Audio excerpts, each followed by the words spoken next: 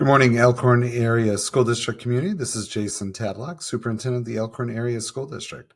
Wanted to take a moment today to go through a short presentation that we share with the community groups and any other organization that would like to learn more about the upcoming referendum that is on the November 5th ballot.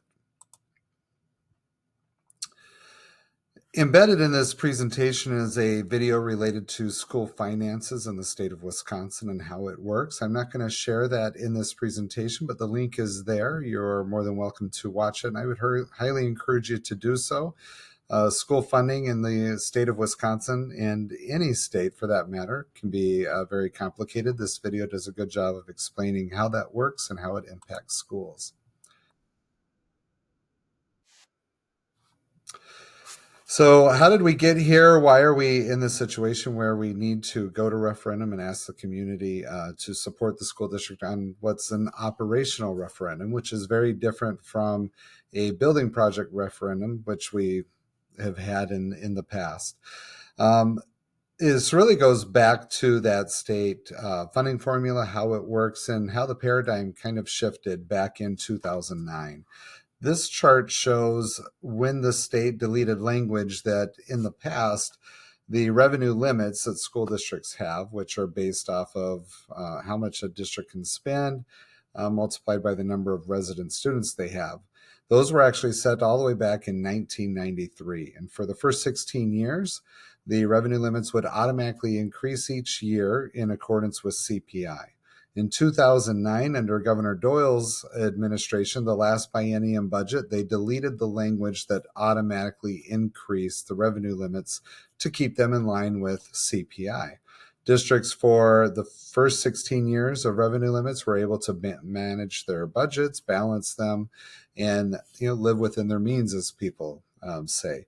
Since that time, it's been very difficult as the revenue limits no longer matched with the consumer price index or with the rate of inflation. And that resulted in districts needing to use the provision, which was also included when revenue caps were put in place, that if a district needed more funds than what was allowed through the revenue limits, that they would need to go to our operational referendum. For us and everyone else within this school district, since the revenue limits no longer kept up with the rate of inflation, that has resulted in a difference since 2009 of $3,380 between what districts would have had the revenue limits stayed with inflation.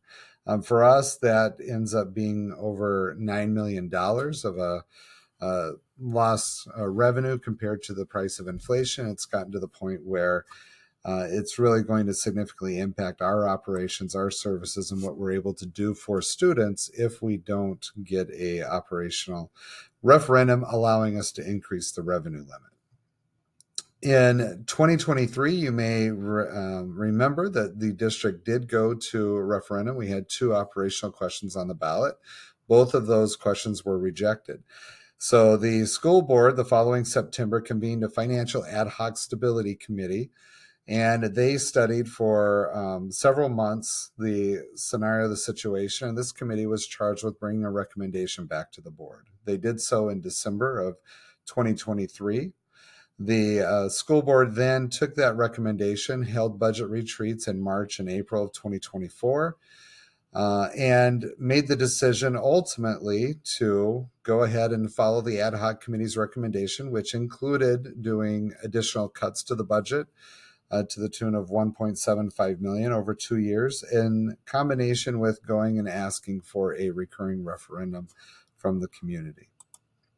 So on your ballot is reflected that recommendation from the ad hoc committee. The ballot language is not meant to be confusing. I know that it can be from time to time, and so I'll go through that, but there's legalese and certain requirements that you have to make sure to have included in the ballot. I'll actually start at the bottom here. And the question, the purpose of this recurring referendum is to provide the funds needed to maintain our current instructional programs, class sizes, staffing, and ongoing safety and facility maintenance. This referendum is not asking for dollars and monies to create new programs, to expand, to go beyond what we're already doing. It's really designed to just meet the projected budget shortfall that we're currently in, and looking to close that gap within the next 4 years.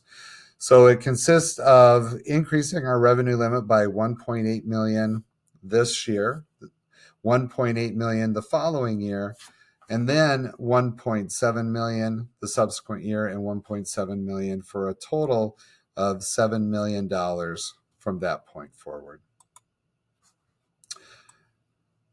How much is that going to cost, or what's that estimated tax impact? And I want you to know we always estimate on the conservative side.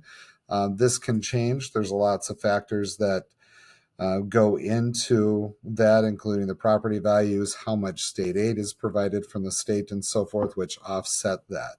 But this is what we're projecting currently, that in year 24-25, it'd be an estimated $25 impact per $100,000 of property value. We use that $100,000 so that it's easy to factor and multiply, and you can determine what that cost would be for yourself.